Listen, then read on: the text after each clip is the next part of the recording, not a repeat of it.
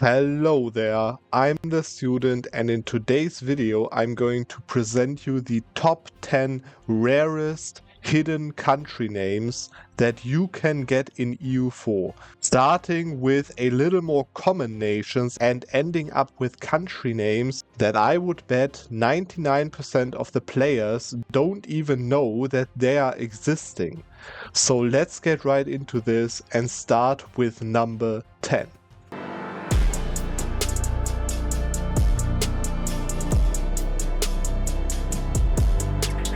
This still fairly known country name can be get via a unique decision from the Papal State after you conquered most of northern Italy. The decision then triggers an event that lets you become the Kingdom of God on Earth, as well as unlocking a unique Tier 3 government reform for your theocracy.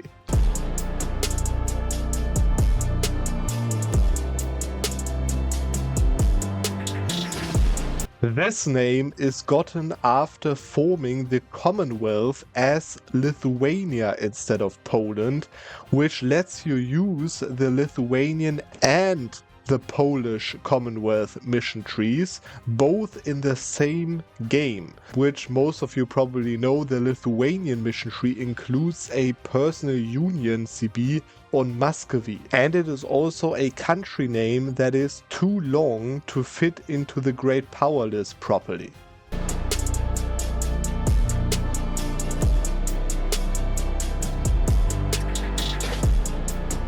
Number 8 is already a very hidden and unknown name, the Native American Kingdom of Pueblo. To get this name, you have to start as one of the natives in that region that have the Pueblo mission tree.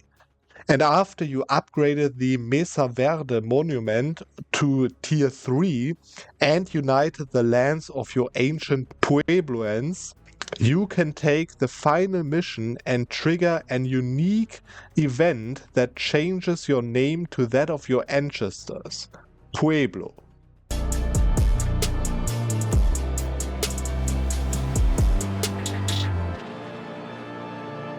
Many players know that the Norse religion exists in the game, but fewer people know that you can also actually restore the old Norse North Sea Empire as well. You can either do it via the Norwegian or the Danish Norse religion missions after you conquered and converted most of the British Isles, or you can become the North Sea Empire simply by forming Scandinavia while being Norse religion. Either way, Knut the Great would be really proud of you. And also you get a pretty nice new white map color.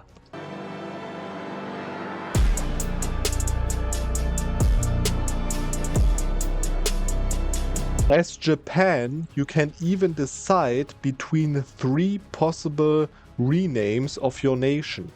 All of them require you to finish the Shinto incident spread of Christianity. If you embrace the Christianity, you'll unlock the Christian missions that will turn you into the Kirishitan Japan. If you decide to fight Christianity, then you'll unlock the non-Christian missions that you can either fulfill by becoming an absolutist nation with 100 absolutism, or by granting 6 privileges to each of your 3 estates. The absolutist path lets you become the Shogunate, and with empowering the estates, you can embrace the true Empire of Japan. All 3 of these paths actually have unique, very strong Tier 1 government reforms, so you should definitely check them out before you try it out.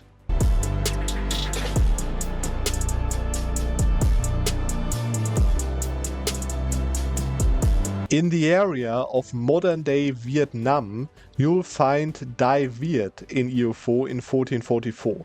To rename your country into the modern-day Viet Nam, which by the way means something like Viet folks of the south, you need to take the Mandate of Heaven and take the last mission of the Dai Viet Independence mission tree that will then trigger an event that lets you choose to rename your country into Viet Nam. You could also choose Dai Nam as a name, which means something like the Great of the South, or you could just keep your previous Dai Viet.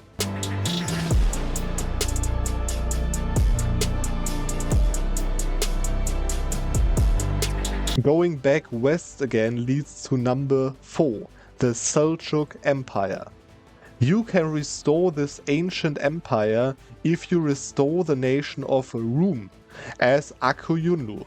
That will, upon taking the decision, immediately change your name to the Seljuk Empire, stepping into the shoes of the empire that shattered 200 years before the game start. Also keep in mind that you are still technically Rum, so you'll have access to the old Ottoman missions, Pashas, Harem Air Mechanics, and Janissaries, as well as the top tier national idea set.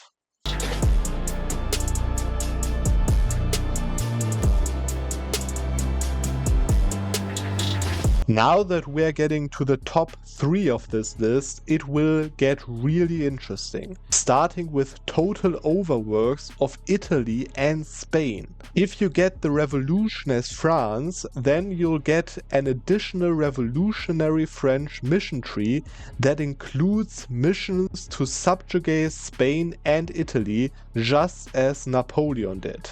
And if you fulfill the Iberian mission with Spain as your subject, which also a personal union would work, then they'll change their name to Napoleonic Spain.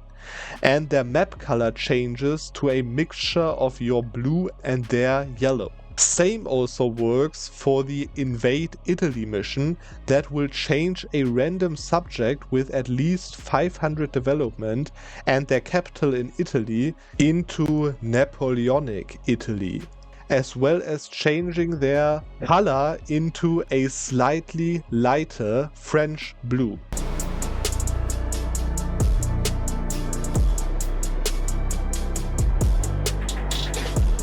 No, this is not a random native nation in the Philippines or something, it's the Finnish name for Finland. After you released and played as Finland and completed the left part of their unique and very interesting mission tree, you'll find a mission that is called a Baltic Empire. That requires you to conquer every province in the Baltic trade node. Completing this mission will not only give you an empire rank, 300 monarch points, a second golden era, and the ability to recruit special Caroleans units, but it also triggers an event that lets you choose your empire's name out of 5 possible options: the Finnish Baltic Empire, Finnish Empire, Greater Finland, or keeping the simple Finland, or the unique name of Suomi. As you can see, every EU4 player that owns Lions of the North DLC should definitely try out playing Finland at least once.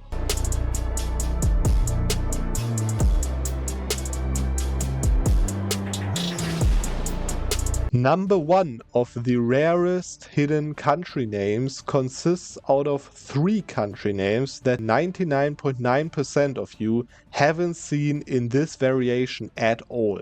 And all 3 of them are on the same rank because they can all be created the same way that is a little bit more challenging to do, so I'll explain it to you right now in a little bit more detailed way so that you can get those names easily in your games as well.